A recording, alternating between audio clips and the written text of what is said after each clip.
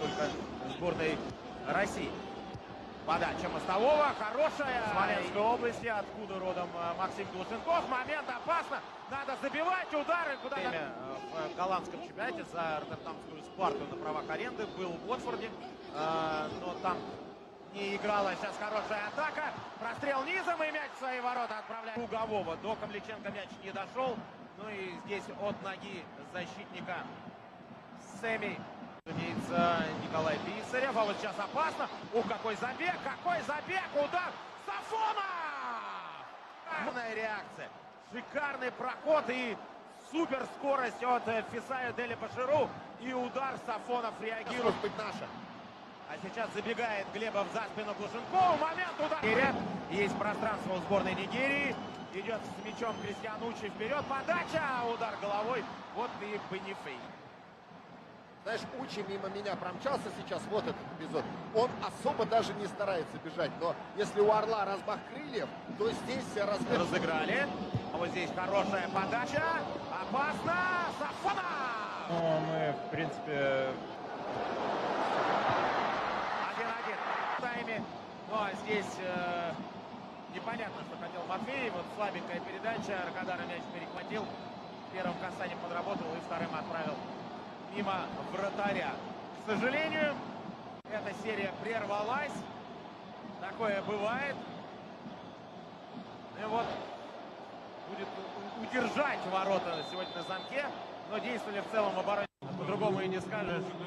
Гол не должен был эту серию прервать. Сергей Карович, вы еще с Ильей. Внимание, рискуешь привести. Так и получилось, к большому сожалению. Хорош Адамов. Удар слева. И вратарь выручает, но подбор Гладышев. Прострел. И что второй? Давай в свои. Нет. На сей раз Круговой. Хотел попылить. Круговой. И вот дошел мяч.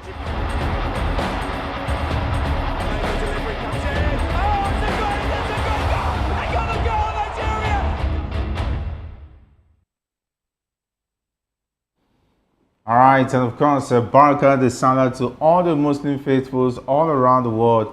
And of course, it's still the season as the Muslims are celebrating. As we say, welcome to Locker Room on Voice of the People TV. My name is Jerry Apelehai, reporting for football duties.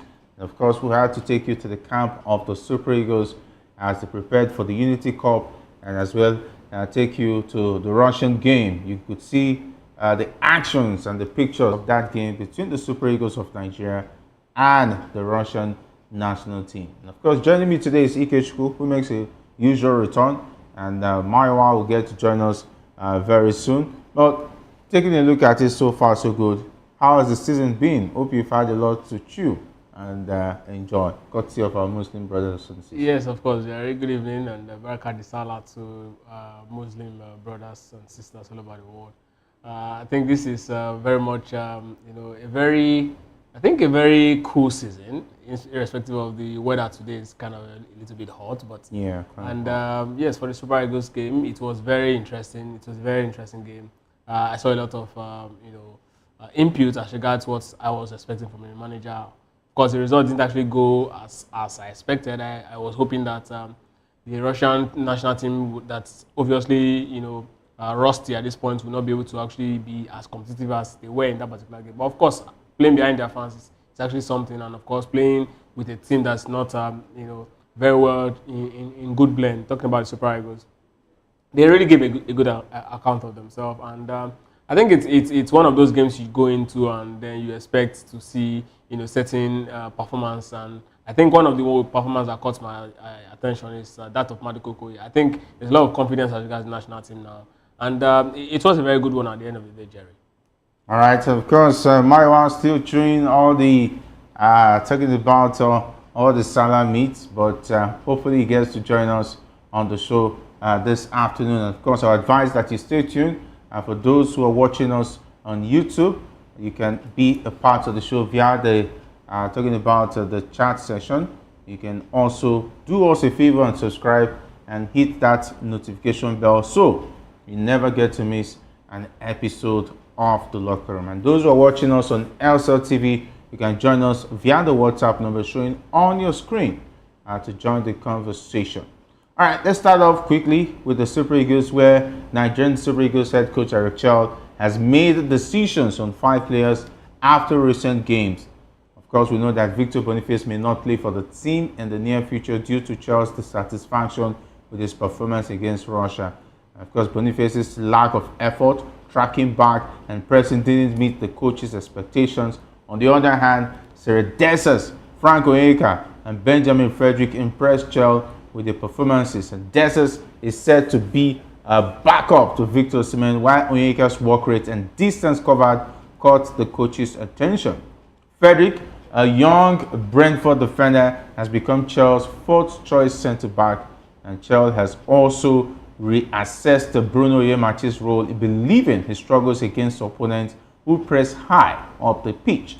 As a result, Felix Agu may become the preferred backup to Olaino in future games, and these decisions will likely impact the team's lineup in upcoming matches. These are things we like to hear. When they are friendly games, at least we should be able to say that there are some pockets of success and, of course, decisions that will be made after those friendlies, and I hope it will pay off, I beg your pardon, when we play in the next World Cup qualifiers. Yes, true, Jerry. I mean, I don't think there's anyone who would have seen these past 3 games that the Super Eagles have played, that would go against Eric Chell's decision as regards this, sort of players we are looking at this point. And from, Felix Agu to Cyril Dessert to Frederick and all our players that, we've actually seen so far. I don't want to believe that, any of these guys actually have fallen short. And yes, like you said, these are the sort of, things we want to see, because when you see players come into a national team, you want to see them give their all. And so far, so good. These guys we've seen, they've also given a good account of themselves. And the interesting thing is this, right? Now we have, players that can actually really fight for jersey, and then it's definitely going to put the so-called first-team players on their toes. And when that happens, it means that there's a healthy competition in the camp. And when that happens, it means that, the players will start giving their best. And then, of course, that you have a proper team that really can compete for major honors. All right, let's wait and see how that pans out, because it's quite a difficult situation for Eric Chell, but it's looking like he will have a lot of decisions to make prior to talking about the next World Cup qualifiers. For Olaino, definitely is unavoidably the number 1 as far as the right back position is concerned.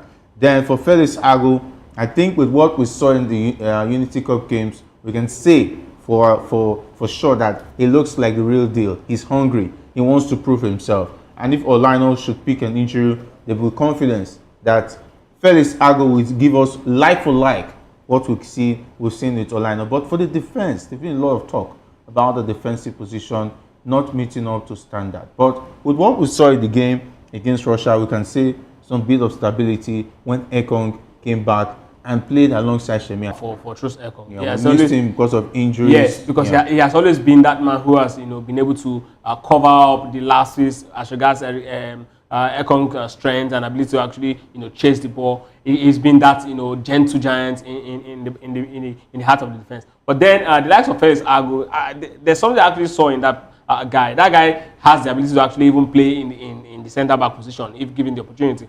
And yes, like you rightly said, when you mentioned Olaino's competition in that role, there's something about defense, or there's something about footballers. Olaino has given us a very good season. I think this is his best season so far in his career. Before now, nobody can actually look at Olaino and say he's one of the best right back in the world, right? Now he has given us a very good season. It now behoves on Olaino to continue on this path before we can now say, okay, he has cemented his place as one of the best, very best right back in the world. this is just, for me, as far as I'm concerned, this is just one season for him. Now it's all about consistency for him. Now, what happens if Ola falls short next season? Then we have somebody who can actually really give him a good run for his money. We know this guy has got talent. And when you're coming into the national team, when we already have somebody in that position, when there's already a particular player playing that particular position, there's going to be, this sort of,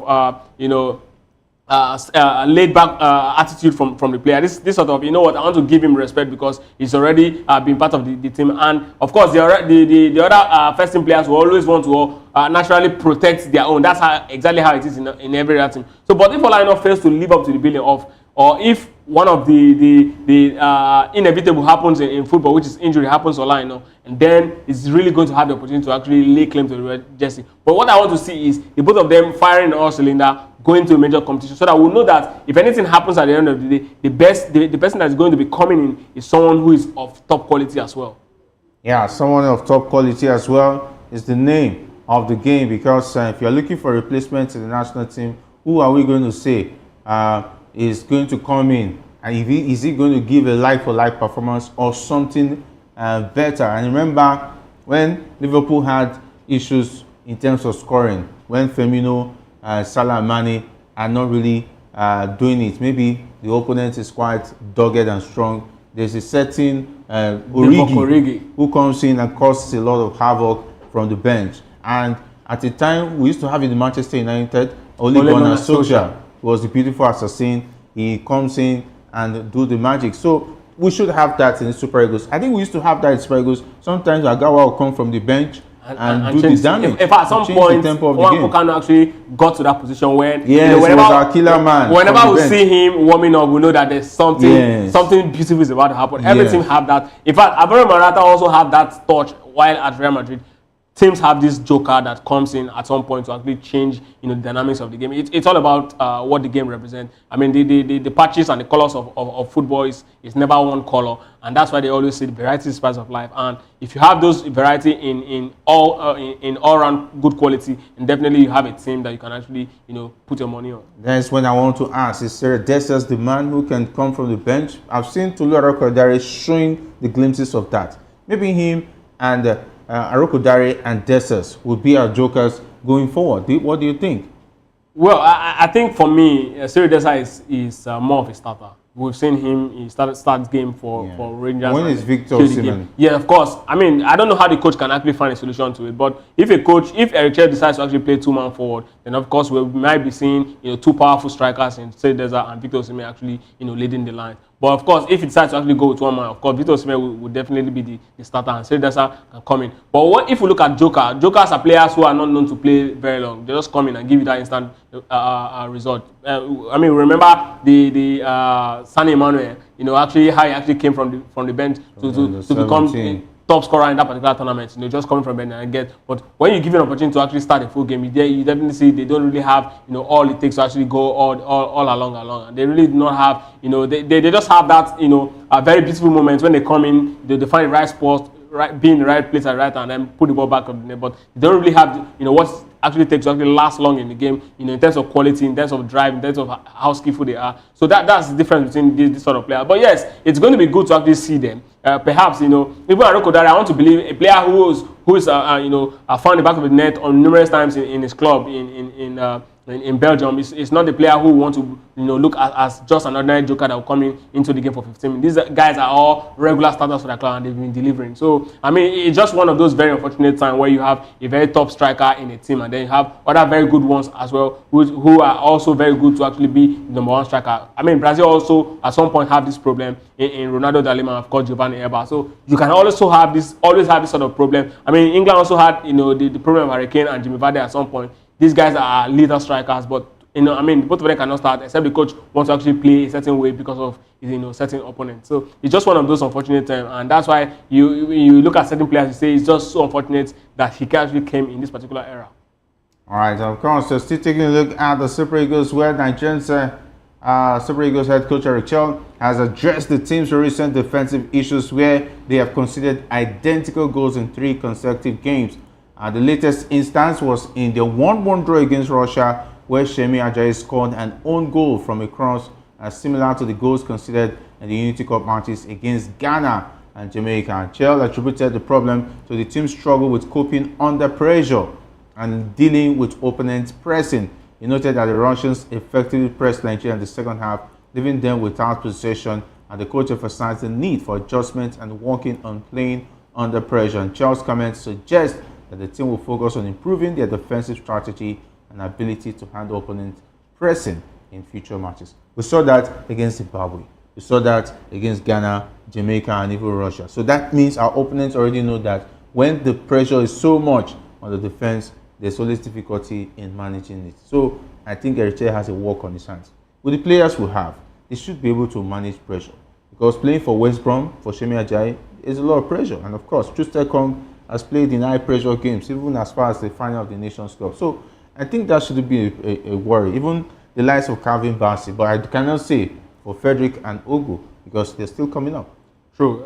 Jared, there's a saying that fool me once, it's your fault. Fool me twice, it's my fault, right? I mean, the first one can be excused. It's a mistake. Yes, the team is yet to actually get to, I mean, anything can happen, right? You can actually be playing a game and then you just, take your foot off the gas or just lose track of the game and something might just happen to you and then you concede a goal. But then when it's a recurring decimite, then it becomes a problem that needs to be treated. It's obvious that we have a centre-back issue. We don't have a real commander commanding the line. There's a difference between, being a natural good defender and being a commander in the heart of defense. You might not have all of the skills in terms of actually chase the ball, how to actually, 1v1 situation. But what it takes to be a leader in the line is ability to actually read game. And that's one thing, that players like Virgil van Dijk can boast of that, many players in this generation don't have. That's one thing that sets him apart many defenders. A lot of defenders don't have the ability to read the lines, and that's what leadership comes with at the heart of the defense. We don't have that. Shemi Ajayi is actually very good, but Trustekong would have been that man that reads the defense, but at this time, it's still very quite slow, and then because of his age, and then of course if you remember Trustekong in his early days, you also remember that he's a player that is fond of making errors. So now it's obvious that we have a problem at the heart of the defense. We don't have the Joseph Yobo of this one who are regular ball starter from the heart of the defense. They can actually start the ball very well and play through pressure. So this is where the coach should start looking at, who is going to be replacing these guys in the heart of the defense. Do we have a natural ball player? If we don't, then start scouting for one. Because at this point, if you look at our team that won the Nations Cup in 2013, Godfrey Babona and Kenneth Omero are excellent ball starter in the heart of the defense, and they manage pressure. Because naturally, if you are a good ball player, right, if you're a good ball player, it's going to be easier for you to actually start a game. And that's one thing a lot of coaches across Europe are actually looking for in goalkeepers, because they need somebody who is a good ball player. If you're a good ball player, naturally, you know how to manage pressure. You'll be, a player who can actually see pressure because you know exactly what to do with it. It's going to be easy for you to actually, find your next man. And that's exactly what, players, goalkeepers, and players who are actually playing in the heart of defense are expected to do in a situation, in a team that likes to really start from the back. And Super Eagles don't have good ball players in the heart of defense. That's exactly why we're suffering at this point. It's not about the ability to because the opponent is actually pressing. A lot of teams are pressing teams like Arsenal. A lot of teams are pressing teams like Liverpool. A lot of teams are pressing teams like Manchester City. But they know how to find their way because they have people who are natural ball players in the heart of defense. That's exactly what we should have. It's not enough for you to just have someone who can actually win the ball back. You need to also have somebody who can actually start, the build-up play, and that's where Eritrea needs to actually focus on. Players that have the ability to do the build-up play is as key as players that can actually, win ball back in the heart of the defense. Yeah, a lot of work cut out for Eritrea in terms of managing the situation, making sure that Super Eagles is prepared for the next World Cup qualifiers. Well, let's talk about Bayern Leverkusen striker Victor Boniface. He threw the social media in stomp because at a point he expressed his desire to quit the Super Eagles due to recurring injuries. And according to sources close to the player, Boniface is troubled by the frequency of serious injuries he suffers when playing for the national team. He had previously posted about retiring from the team on social media, later deleting the post. And Boniface's injury woes have been a major concern, having missed the 2023 AFCON due to an abductor injury and suffering a similar fate during an AFCON qualifier against Rwanda. And these recurring injuries seem to have taken a toll on the player's mental health. But is that the excuse he wants to give for not converting goals and chances that he would have done ordinarily with what we've seen him done at his club side? We saw him against the Russian game. It seems like he's still yet to get his first national team goal. I think he's just trying to deflect. The thing is that he has not really brought his A game to the national team. And I think we've seen enough. Maybe, I don't know. Some have seen enough. For me, I think I've seen enough, except maybe there's another opportunity next time. Realistically, no jokes, no banters. If you are looking for a goal in the national team, I think Victor Boniface will be the last player. If you are in the crucial tight corner, because of the situation of the Super Eagles, I'm not saying he's not a good player. Sometimes you might not be lucky with the national team. You might be very good at your club side. I can name list of players. When they are playing for their club, they are very good. There's some players, when they are playing for their club, they are struggling. When they come to the national team, there's the different kettle of fish. It happens. Well, it now depends. It depends on how you're able to find your balance. So maybe Victor Boniface is in that corner. He needs to push himself out of that corner and break into the national team. He has been given chances for crying out loud. True. Victor Boniface actually talked about his woes, and one of the things that he said that really caught my attention was the fact that anytime he plays for the national team, he sustains injury. If you remember, before the Nations Cup in 2024, he actually sustained injury where he was actually complaining. It was at 2023 Nations Cup, I beg your pardon. He was complaining. He was complaining about that injury and said every time he comes, the last World Cup friendly is it World Cup or Nations Cup qualifiers? World Cup, World Cup qualifiers actually play. He also had an injury, and these things happen. And the truth is, he's a human being. And when something happens regularly, it becomes a pattern. And when something is a pattern in your life, it gives PTSD. And when that happens, of course, it definitely overall dampens the morale of the player. I mean, this guy is a player that's coming from a high-profile team, in Europe. They've done so well in Bundesliga, and then he's expected to come replicate the form, he actually showed right there in Germany, and then he's having injuries anytime he comes. It's a problem. Whether there's an underlay or underground reasons why this can happen is left to be known. But then this is also a call for serious concern. And this is where I kind of agree with you at this point, because the truth is, if you have this problem, I think you have to sit back and then go find a way to fix it. Because the national team will not wait for you. The national team is not a place where people are actually given opportunities to keep trying when there are other players who are actually good enough and ready to tear their opponent apart. You have to find a way to actually create a balance. And yes, we have players that are actually top players in their country, same way they are actually top players in their club, and there are some who can actually only be one in one way or the other. But the thing is, for Victor Boniface, I think at this point he needs to really sit back and reassess himself. If it means for him to actually leave, the club he's in at this point, go to where he's going to be assured of regular playing time, because he really needs regular playing time. This season has really not been regular for his club side as well. Injuries, and of course the fact that his form dropped and the manager of the team really didn't trust him as well. So all of these are issues that he really needs to deal with. He needs to actually see this one out. I mean, even if he misses this Nations Cup, who says he cannot go to the Nations Cup? He will still definitely be less than 30 at that point. So all he needs to do is find a way to actually go to where he can actually really play. He needs stability and consistency, and then of course Super Eagles door will always be open to him. All right, of course, I wish that Maiwa is here. He knows my reservations towards talking about Victor Boniface. Okay, and definitely he's been laughing. Anyway, we've been talking, and I said today is Victor Boniface Day, but maybe he's definitely en route. He cannot join us at the moment, but maybe tomorrow we'll bring this Victor Boniface issue back to the burner and talk about it. Well, let's talk about Victor Osimhen.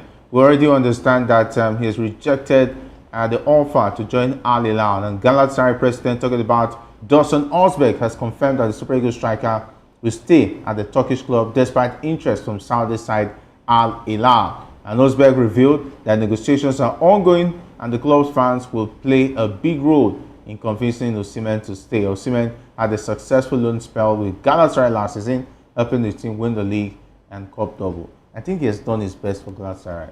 If he's going to stay, I don't think there's anything new he wants to see. Is it that Galatasaray wants to win the Champions League, or they want to win the Europa League? That's the big question. But on these two fronts, I don't think Galatasaray has what it takes. So he should go to a club side where there will be new interest, talking about places to conquer. Yeah, because if he's going to Saudi League, we all know it's going to be money. But now he has made it clear it's not about money, because even the Saudi club side even prepped up a jet to follow him anywhere in the world. He came back to Nigeria, took all his time, maybe he had a meeting with his friends and family and said, what should I do? They say, bro, go and look for another club side to conquer. Go to another country and conquer. Saudi League will always be waiting for you. Well, the truth about Victor Osimhen's case at this point is quite sad and, of course, interesting. I think it's going to be, for academic purpose, people who are actually following this is going to be an example for a lot of players who are actually trying or striving to become superstars tomorrow. This Osimhen's case is a special case to actually learn that your talent is not enough for you to actually seal big move. I mean, a lot of things is definitely going to be in play. The kind of agent you are actually having at the point, and the way you're actually conducting yourself, how you relate with managers and how you relate to teammates. All of these things will always come in handy when it's time to actually make those major big moves. Now, looking at Galatasaray, I mean, I think less than 24 hours before you actually made that U-turn to say, you know what, I'm not going to Al Hilal. There was a rumor flying that he has already accepted the deal. It was everywhere. £850,000 a week. It was huge. Like euros a week. It was huge. I'm like, wow, this guy finally made this move. And then less than 24 hours, it came out, and I was quite relieved.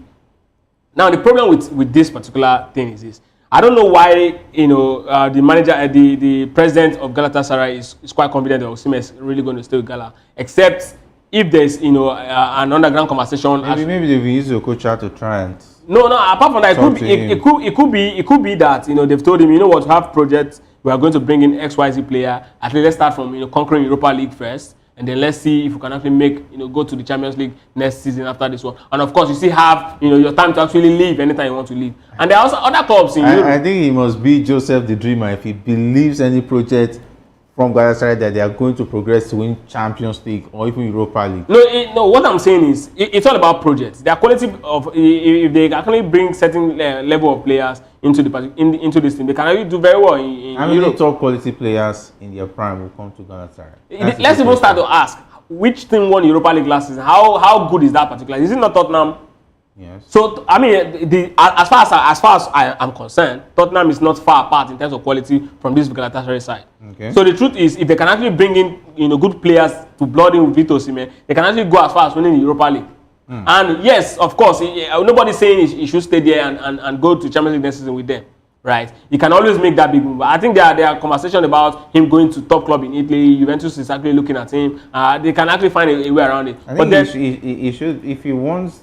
I think Juventus will also be a decent move for me. Yes. I think Juventus might be going to the Champions League next season. So I think he should make his decision fast, because by the time this transfer window gets to the boiling point, he might find himself in a difficult spot. It's all about the conversation, the situation, the money they have, and how they actually find common ground. Osimhen, what Osimhen is asking for is actually quite big.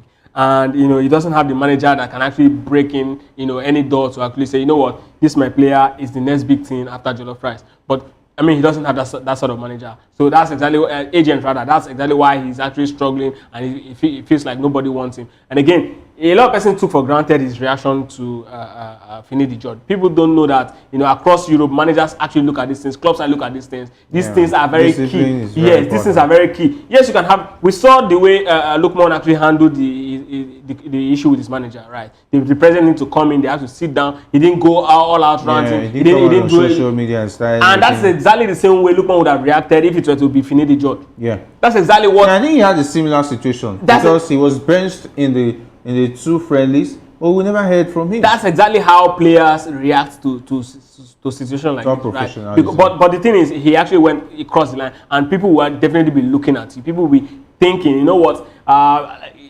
If I bring in this guy, how much of how much of a disruptor is he going to be in the dressing room? Because when the dressing room is not settled, trust me, no team can actually win a major trophy with that sort of attitude. So it's also a very big problem, and they will always be looking at, okay, if we cannot get Victor Osimhen, is there somebody else that can actually even give us something very close? If that person is there, let's snap it, and that's exactly what risk assessment is.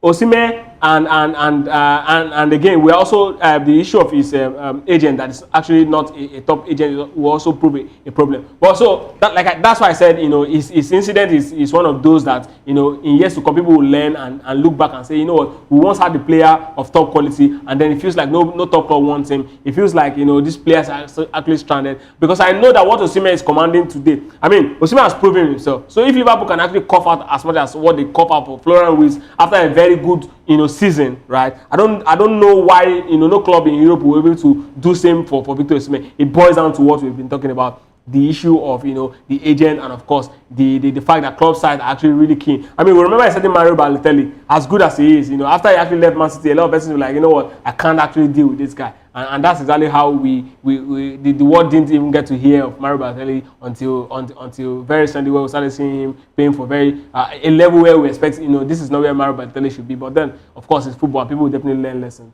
as time progresses. All right, so Coach said he should make sacrifices if he wants to have a good fledgling career, and maybe he's not paying his tithes in the right places, and he's eating all the percentage, even the 10%, everything is. Anyway, it is a story for the other day. As far as the case of Victor Osimhen is concerned, he's quite a very interesting lad, a very good player at that. On the pitch, he gives his all. That's the hallmark of a top player, bringing your A game, and he's always there. He doesn't have bad games. That's how good Osimhen is. It's difficult to say that this day Osimhen came on the pitch and he had a bad day. Every top club wants such a player that can bring something extra to every team he joins. But unfortunately, talking about the outside drama, his weekly wages is quite a big headache for a lot of top club sides, talking about financial fair play. And I think Victor Osimhen, if he wants to play for a top club side, he really needs a good agent. Sit him down, have a map out strategy. You can still make the money, and time will still come. One season, take pay cut and say, okay, after one season, if I hit 20 goal mark, you give me this amount that I'm asking for. Yeah, and of course, I think he would have even done that with Chelsea, you know, instead of going for the Galatasaray. He shouldn't even go to Galatasaray. If he had gone to Chelsea on loan, and then Chelsea won the Conference League, Chelsea is in the UEFA Champions League, and he scored about, you know, why he joined Chelsea. He scored about, I mean, they will have no choice. They will have no choice. Imagine he even made the top two, because he would have scored a lot of goals. For Chelsea, because when Chelsea... He stopped Arsenal in the second position, because at the point they had the chance, but the goals were not coming. Exactly. Imagine Osimhen was there to give them those goals, and they would have ordinarily made the top two. And if Chelsea refused to actually meet that wage, a lot of other clubs would have continued. No, this guy had done it in Chelsea would definitely don't want that to happen. Of course. I want to see that happen. Okay? I think he didn't really make a good calculation as far as that one is concerned. But let's talk about the World Football Governing Body, FIFA. Will test the usage of advanced semi-automated offside technology at the Club World Cup in a bid to curb the kind of sin that saw Nigerian forward Taiwo Awoni being placed in induced coma. Awoni was offside without his knowledge, but allowed to play on by the assistant referee, owing to the fact that VAR will intervene in the event of goal. But it didn't happen, and the Nigerian ended up in a nasty collision with the goal post. And of course, he was allowed to play on after a medical examination, but 24 hours later, he was rushed to the hospital for an emergency surgery, which led to him being placed in an induced coma. He has since recovered. Of course, it was a very worrisome situation. A lot of us were worried about Awoni, but it's good. It's fortunate that he is still alive, strong and healthy again, but that would have been avoided if those who were mounting the VRO situation, the linesman and everybody were doing their job. Now we have to rely on more technology to save such kind of situations from happening. Yes, true, and that's what the word is all about. Laws are meant for man, not man for the law. So, which means laws are meant to be flexible. You know, incidents will actually create reasons for new laws to actually come. This is one of those. I mean, it's fortunate that he actually didn't die at the end of the day. Some cases, people would die before certain rules would be made, and we're so lucky to have him back. And it was a very nasty incident, like you said. Of course, I saw him how he was actually, you know, rolling on the floor and, you know, holding his stomach. No one really expected that he's going to land in the hospital at the end of the day, but of course, it did happen. And thank God the surgery was successful. A lot of persons won't even make it out of the theater, but it's one of those lucky incidents for a player like Awoni. He's actually a very strong lad, so it's expected that he's going to come back strong. And this is one of the players we're actually expecting to give Victor Osimhen a good run for his money in the Super Eagles number 9. Because injuries has been a major problem for him all through his career. But then, yes, it's so good also for FIFA that we're having this new technology. And the technology the FIFA is actually saying the technology is going to operate in such a way that if a player is in offside position, there's going to be a quick review of audio that's going to be transmitted, and the referee is going to hear. That's going to be an interesting innovation. And yes, Taiwo Awoni's incident made it happen. All right, of course, it's going to be tested at the FIFA Club World Cup, and already it has been trialed successfully, I beg your pardon, at the Intercontinental Cup in December and at a number of youth tournaments. And in a statement, FIFA said the system will track players' positions and the ball, providing automated real-time alert to match officials in the event of clear offsides. All right, let's talk about the big one, talking about old wine tasting better. Cristiano Ronaldo proving that in that final against arguably the best team right now as far as national team football is concerned, Spain. They defeated Spain 5-3 in the penalty shootout after the match ended 2-2 after extra time. The Portuguese team equalized twice through Nuno Mendes and Cristiano Ronaldo before winning the penalty shootout. Spain took the lead twice in the match with goals from Martin Zubimendi and Mikel Oyarzabal, but Portugal fought back to level the score. They say form is temporary, class is permanent. Yes, that's what we say to Cristiano Ronaldo. His class is permanent. Yeah. It's in these big moments that you get to see, the top players coming. And like they always say, in a very big event, the little masquerade will dance first before the big masquerade will come out. Cristiano Ronaldo proved just why, he's arguably one of the greatest goal scorer the world has ever seen.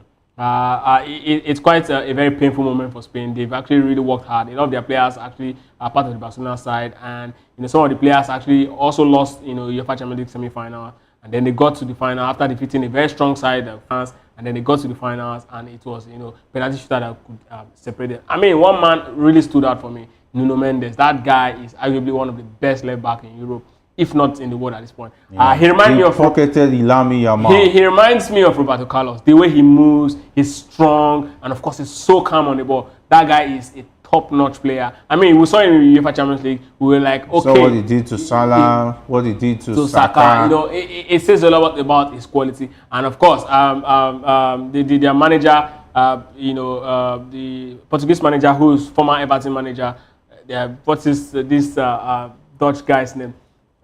Okay. Martin. Is it the Portuguese manager? Yes. Coach? Is it the Matthew? No, not the Matthew. He was former. Former Everton manager. Used to be in Premier League. I'm trying to remember his name. Remember his name, but I mean, this is his second major tournament. Second major tournament he has won. I mean, he won with Wigan, right? He won the FA Cup with Wigan. Now he has actually won this, with Portugal, and this is Portugal's second. Nations League title, and of course Cristiano Ronaldo. I mean, it was a big moment for him because before this game, a lot of talk was on ground. People were talking about Cristiano Ronaldo against Lamine Yamal. He was like, this is a case of two different generations, and you guys should actually allow this young man grow. He's still very much 17 years old. You guys should not put pressure on him. And then of course he actually came into that game. Lamine Yamal actually tried to actually give it. I think that game was lost based on tactical advantage of the Portuguese side. The Portuguese side had came into that game more tactical than the Spanish side. The Spanish side actually were very good on the ball, but what they actually did was actually they locked the creative box of the Spanish side, which is Lamine Yamal, and that was how they effectively won the game. And of course, when players like Rafael actually came on board, they actually made the game even more difficult because they started putting love. I think I remember Roberto Martinez. Roberto Martinez, yes, that's his name. Yeah, they came in and started giving a lot of pressure. He was actually for a man who has actually played in Premier League, and the team has actually handled teams that are more like seen as a low block side. So it was easy for him to actually create a winning system against the Spanish side that likes to really dominate. And it was easy for him. Tactically, you see that the Portuguese side were more efficient in that particular game. Yes, you might want to say technically the Spanish side might have an edge, but tactically, that's exactly what win games most times, because when a coach is more tactical, it's easier to actually find the weakness of the opponent side, and then at the end of the day, just get what you need. And Cristiano Ronaldo, once again, congratulations to him. This is his third major national team trophy for him. And I mean, there's like you said, there's no going back. The old wine keeps tasting better any day and any time. All right, of course, Mendes, and I must say that PSG is lucky to have such a talent playing for them. And of course, it's not that Cristiano Ronaldo only played and won this match. The fact that he even scored in this game showed that he's really awesome. And of course, the man of the match definitely was Nuno Mendes. He was everything. He did everything right for Portugal in this one. And we can see that Portugal, it should be a team to watch at the 2026 World Cup. It looks like Cristiano Ronaldo is already setting his eyes on the World Cup in 2026. Yes, they have a very compact midfield, a midfield that can actually really win ball and play the ball very well on the ground. They have the Bernardo Silvas of the world. They have Bruno Fernandes. They have Vitinha, who is arguably one of the most best midfielders in the world, and of course, not forgetting Nuno Mendes, João Neves, and the other Portuguese in the PSG side setup. Mendes, the other isn't what's his stats? Are you talking about the midfielders of Portugal? Yeah, no, one of the Portuguese midfielders is also in PSG.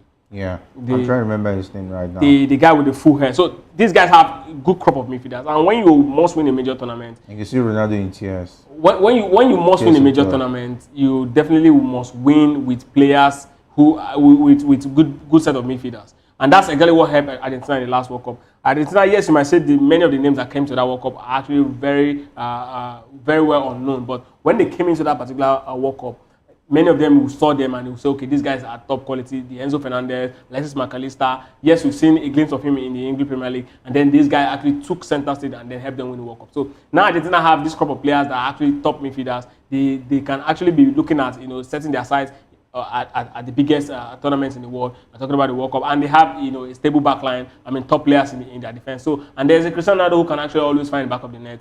I mean, I think they have a team that can actually look at themselves and say, you know what, we are the team to beat come the next World Cup. But of course, I mean, the World Cup is still very much, a year from now, and a lot of things can still very much happen at the end of the day. So I will not really call it, but as it stands today, they have one of the best squad in Europe. And of course, anything that's one of the best in Europe can actually be looking at the World Cup and say, I have what it takes to win it. All right, congratulations to Cristiano Ronaldo and Portugal for picking the Nations League title. And of course, beating the Spain team, which was the favourites going into that final. But of course, Cristiano Ronaldo showed that he is one man for the big games and of course the big days. Meanwhile, France secured third place by defeating Germany 2-0 with goals from Kylian Mbappe and the Nigerian who were naturalized as a Frenchman, talking about Michael Olise. And of course, this marks Portugal's second Nations League title, showcasing their strength in international football. And I think the Arsenal fans will not like the next story, where Real Madrid are pushing to sign Arsenal target Martin Zubimendi in a late hijack plot. Of course, they hijacked him from, I think Liverpool was interested in him at a point. He said he doesn't want to leave. I hope Martin Zubimendi will not be in a situation where he might not even leave Spain, because that's what it's looking like. And if Real Madrid comes for you, I don't think Arsenal can stop him from making the move. And I mean, just to put it right, if he joins Real Madrid, there's a chance he's really going to play, because Real Madrid don't have any player that can actually play his kind of football, and that's exactly. And there's definitely no way he's never going to be part of this project. This is his man. This is his calling. So trust me, if he joins Real Madrid, he's going to pick up that shot. What's not the fate of the likes of Tchouaméni and Co? Well, I mean, Tchouaméni would, of course, find a way also in the middle of the park with Zubimendi, and then somebody else that is creative. And the way Alonso likes to play his his team, he really likes midfielders that are actually very fluid. If you look at that Real Madrid midfielder, I mean you know that yes, they actually lines of trying to remember the other young man. The Camavinga. Camavinga. These guys can actually really, they are workhorse. But Alonso likes midfielders that are actually slick and players that can actually, really dictate play. Real Madrid don't have midfielders that can really possess team and dictate play. They have top quality players that can actually, find, especially in the attack. But in the midfield, this is exactly why whenever they come up against a team that can really, play the ball on the ground, they really struggle. They struggled against Arsenal. They struggled against a lot of teams that can really play on the ground, and that's exactly what Xabi Where Alonso. does that leave Arsenal now? I think they start looking for a player. I think they still have a very stable squad. What they need to do at this point is to actually look elsewhere for a player that can actually. But instead of because what they actually look, has left. What they are looking at. Is What they are looking at Martin Zubimendi for is the fact that he's going to come and become a regular player immediately. But now, whoever it is they are going to be bringing is going to be very, way behind Mikel Arteta, and that means the person will perhaps need a season or two to actually really learn the trade, and that means the team will not be as compact as they have it. So that's exactly where it's going to be leaving them. But they can, it's all about the money. If they have the money, they can always get a player who can actually match, that sort of quality. Again, if you remember, before they actually went for Zubimendi, they were actually looking at, getting Rodri, and there are rumors of, Rodri and Bellingham swap, perhaps, if they can actually make that happen, because, Rodri is a player of interest in that position. Now they are looking elsewhere. Zubimendi has proven that, I can actually hold my own, and of course, he's a top quality player. He's been around for a couple of years now, so I think it's a very good deal for Madrid if they can actually seal it. Arsenal just need to find a way, to do business elsewhere. That's all they need. All right, of course, and the other second best when it comes to even transfer moves. Anyway, time to say that you will tell. All right, big thanks to the guys behind the scene. It's been awesome having you. Big thanks to the likes of and Sam, and not even out to Shegun, as well as Paul and Ikechukwu, who definitely is not excited with that Zubimendi being linked to Real Madrid. My name is Jerry Apelohai, saying thanks for being a part of the show.